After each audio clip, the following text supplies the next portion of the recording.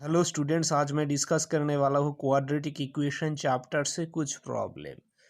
Find the nature of the roots of the following quadratic equation if real root exist, find them. So इस quadratic equation का nature of the roots निकालना है।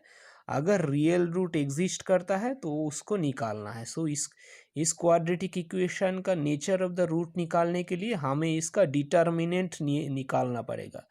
सो इसको हम standard quadratic equation a x square plus b x plus c के साथ compare करते हैं। इस स्टैंडर्ड क्वाड्रेटिक इक्वेशन का डिटर्मिनेंट होता है b square minus 4 × a × c। Okay, so इस केस में अगर इस क्वाड्रेटिक इक्वेशन के केस में हम बी स्क्वायर माइनस 4ac निकालते हैं, determinant equal to B square है, बी का वैल्यू है -3, सो बी स्क्वायर माइनस 4a है 2 और c है 5, सो ये हो जाएगा 9 - 40। ओके, सो ये हो जाएगा -31। सो यहाँ पे क्लियरली दिख रहा है बी स्क्वायर माइनस 4ac, मतलब जो डिटर्मिनेंट है बी स्क्वायर माइनस 4ac है 31, ये है लेस देन 0। सो इसमें real root, no real root. Okay, no real root होगा क्योंकि ये आइदर इक्वल टू 0 होना चाहिए डिटर्मिनेंट का वैल्यू, या ग्रेटर देन 0 होना चाहिए, तभी इसमें रियल रूट एग्जिस्ट करेगा। ये क्वेश्चन में देखते हैं इसके डिटर्मिनेंट जो होगा इसके केस में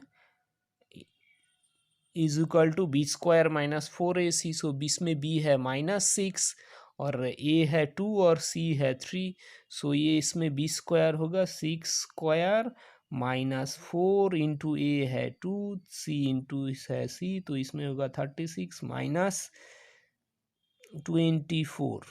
ओके, सो ये हो गया 12। सो ये क्लियरली ग्रेटर देन 0 है, डिटर्मिनेंट ग्रेटर देन 0 है। ओके, सो इसमें हमको इसका रियल रूट एग्जिस्ट करता है। ओके, रियल रूट एग्जिस्ट करता है तो इसको हम निकालने के लिए, और इसमें रूट्स जो है वो डिस्टिंग होगा, अलग होगा एक दूसरे से, डिस्टिंक्ट एंड रियल रूट होगा। तो इसको हम निकालते हैं, इसका रूट होगा -b, मतलब -b plus root over B square minus 4 × a है 2 और c divided by 2 × a। So इसका वैल्यू आएगा 6 प्लस 36 माइनस 24। ओके, सो ये हो जाएगा 6 डिवाइडेड बाई 4, सो ये हो जाएगा √12। ओके, सो यहाँ से हम लिख सकते हैं, एक इसमें से 4 बाहर निकल आया। ओके, सो ये हो जाएगा 6 प्लस 2√3 डिवाइडेड बाई 4, सो यहाँ से हम फाइनली होगा 3 प्लस √3 डिवाइडेड बाई 2। ये है एक रूट। अभी दूसरा जो रूट होता है तो इसमें होगा से ये सेंटर में नेगेटिव साइन होता है, तो इसमें भी नेगेटिव साइन होगा।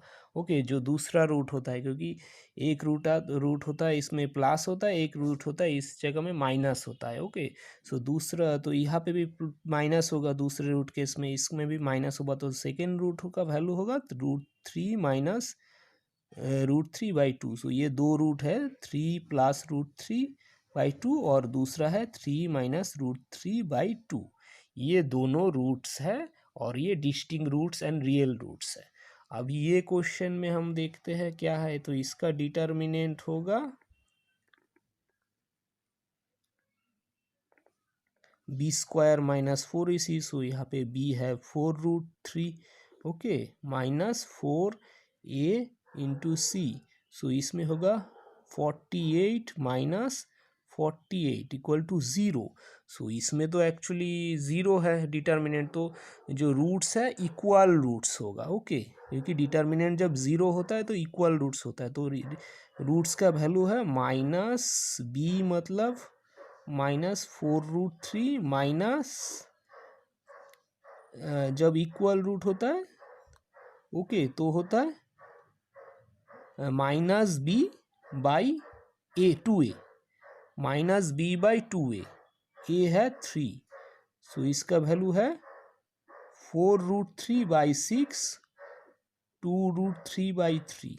ओके, सो ये वैल्यू आएगा 2/√3, ये है रूट्स इसका। ओके, ये है जब ये है माइनस बी का वैल्यू है -4√3 डिवाइडेड बाई 2a, क्योंकि इसमें तो और जो डिटर्मिनेंट पार्ट है ये वाला पार्ट तो ज़ीरो है। ओके, सो इसमें होगा -b divided by 2a। Okay, यह है इसके केस में। अभी इसमें find the value of k for each of the following quadratic equation so they have two equal roots. So equal roots होगा तो determinant is equal to 0। So इसका determinant होगा b² मतलब b मतलब k² minus 4a into c equal to 0। So k² equal to 24। So k equal to plus minus √24 see, so ये हो जाएगा plus minus 2√6।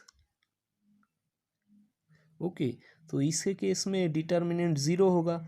सो इसके केस में kx² minus 2kx plus 6 equal to 0 है। सो इसमें b है -2k।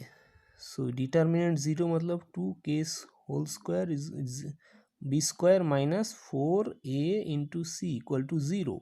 सो ये हो जाएगा 4k² minus 24k equal to 0। So k हो जाएगा, k अगर हम इससे 4k कॉमन लिए तो k -6। सो k का value k is equal to 0, या जब 4k 0 है और k को k -6 equal to 0, so k का वैल्यू आ रहा है 6। सो k का वैल्यू होगा 6।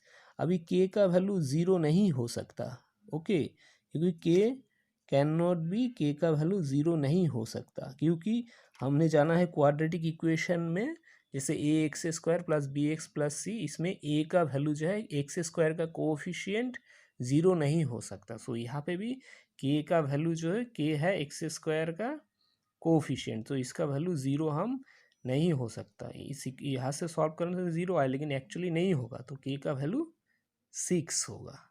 ओके,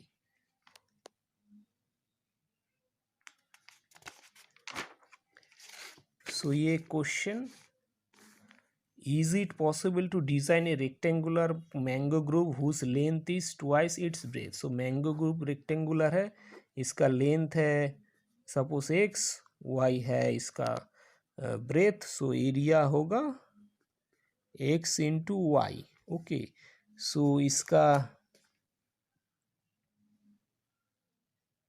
तो इसमें बोला गया x equal to 2y। Okay, length है ब्रेथ का double, so x equal to 2y। अभी इसका एरिया है x into y 800। Okay, so इस तरह से हम लिख सकते हैं x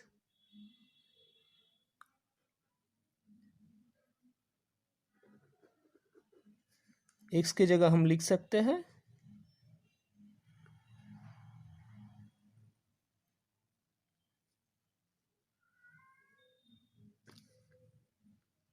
2y into y equal to 800। Okay, so y² equal to 800 divided by 2 400। So y equal to plus minus 400 is equal to plus minus 20। Okay, अभी तो इसका वैल्यू नेगेटिव नहीं हो सकता ब्रेथ का वैल्यू, सो ये पॉजिटिव लेते हैं, y equal to 20 metre. Okay, so x equal to हो जाएगा फिर 2 इंटू 20 40 मीटर। सो इसमें तो क्लियरली दिख रहा है इसका वैल्यू, सो ये डिज़ाइन पॉसिबल है। सो इसको जानने के लिए हमें एक्चुअली पहले इसका डिटर्मिनेंट निकालना पड़ेगा। या इसको हम डायरेक्टली निकाल सकते क्योंकि इसमें तो एरिया दिया ही हुआ है। ओके, सो ये पॉसिबल है। या डिटर्मिनेंट अगर हम निकालते हैं इस क्वाड्रेटिक इक्वेशन का, 2y² इक्वल टू 800 था, तो 2y² माइनस 800 इक्वल टू 0। सो अगर इसका डिटर्मिनेंट हम निकालते तो हो जाएगा b², b तो है ही नहीं, -4, a है 2, c है 8, सो -80। ओके, सो डिटर्मिनेंट एक्चुअली ये है। सो ये ग्रेटर देन 0 है, सो हम यहाँ से भी निकाल दे, यहाँ से हम एक्चुअली बोल सकते हैं ये पॉसिबल है। ओके, डिटर्मिनेंट से कि ये डिज़ाइन करना, डिटर्मिनेंट अगर ग्रेटर देन और इक्वल टू 0 होता है तो ये डिज़ाइन पॉसिबल। सो इस क्वाड्रेटिक इक्वेशन में, ये भी एक क्वाड्रेटिक इक्वेशन है, इसमें डिटर्मिनेंट का वैल्यू आया था। ओके, डिटर्मिनेंट का जो वैल्यू आया था वो था पॉजिटिव, ये -800 है क्योंकि b² है, b नहीं है, -4ac होगा, b तो 0 है, 4a का वैल्यू है 2, c का वैल्यू है 800।